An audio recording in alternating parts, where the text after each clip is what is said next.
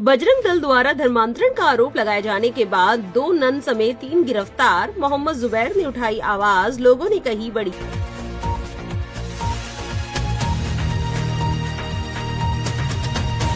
Chhattisgarh police ने बजरंग दल के सदस्यों के विरोध प्रदर्शन के बाद शनिवार को छत्तीसगढ़ के दुर्ग रेलवे स्टेशन पर Assisi sisters of Mary Immaculate की 2 कैथोलिक ननों को गिरफ्तार किया। इन दोनों नन और उनके साथ एक युवक को उस समय गिरफ्तार किया गया जब वो सभी नारायणपुर जिले की 18 से 19 साल की 3 महिलाओं के साथ जा रहे थे। युवक की पहचान नारायणपुर निवासी सुखमन मंडावी के रूप में हुई है। उन्हें मूल केरल की निवासी 2 ननों प्रीति मैरी और वंदना फ्रांसिस के साथ गिरफ्तार किया गया है।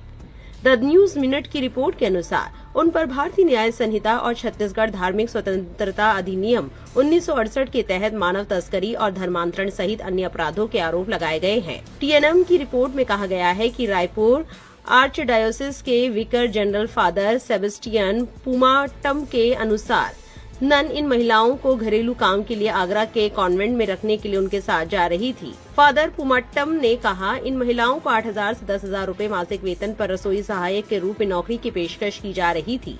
उनके पास अपने माता पिता के सहमति पत्र थे और सभी की उम्र 18 वर्ष से अधिक थी।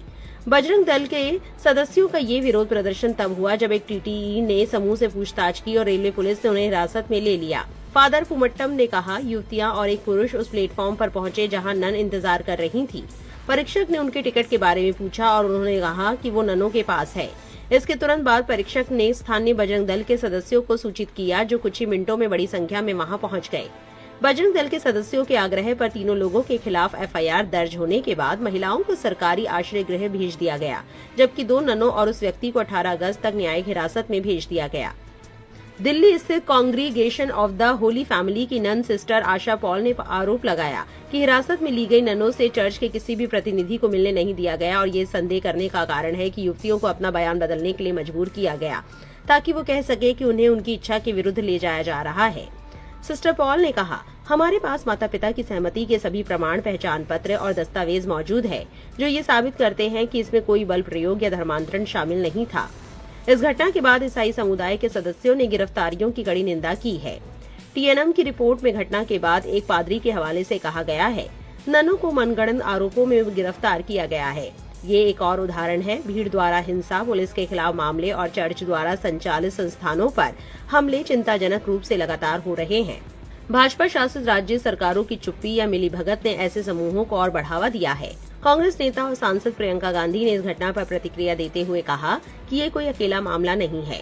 भाजपा शासन में अल्पसंख्यकों को व्यवस्थित रूप से परेशान और बदनाम किया जा रहा है। उन्होंने एक्स पर पोस्ट में कहा, मैं 25 जुलाई को छत्तीसगढ़ के दुर्ग रेलवे स्टेशन पर हुई चौंकाने वाली घटना की कड़ी निंदा करती हूँ। 2 ईसाई ननों, सिस्टर वंदना और सिस्टर प्रीति को अन्य लोगों के साथ बिना किसी कानूनी आधार के और धर्मांतरण व मानव तस्करी के झूठे आरोपों में हिरासत में लेना अल्पसंख्यक अधिकारों पर एक गंभीर हमला है।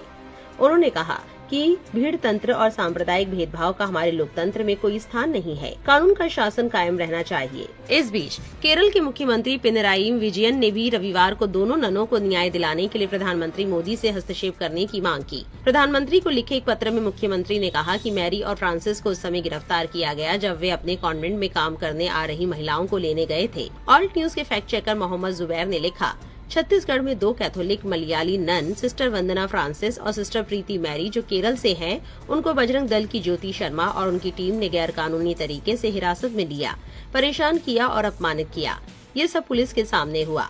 क्या यही है सबका साथ सबका विकास? इस पर ईसाई समाज के एक एक्स हैंडल से लिखा गया, जुबैर भाई, अल्पसंख्यकों और हाशिए पर रहने वालों के अधिकारों के लिए लगातार आवाज उठाने के लिए दिल से धन्यवाद। इन मुश्किल समय में आपकी सच्चाई और एकजुटता की आवाज बहादुरी भरी है और हम आपके अटल रवैये की सराहना करते हैं। एक और शख्स ने लिखा, पुलिस इन असामाजिक तत्वों पर कार्रवाई क्यों नहीं करती? ये किसके इशारे पर अल्पसंख्यक समाज को टारगेट करके हमला करती हैं?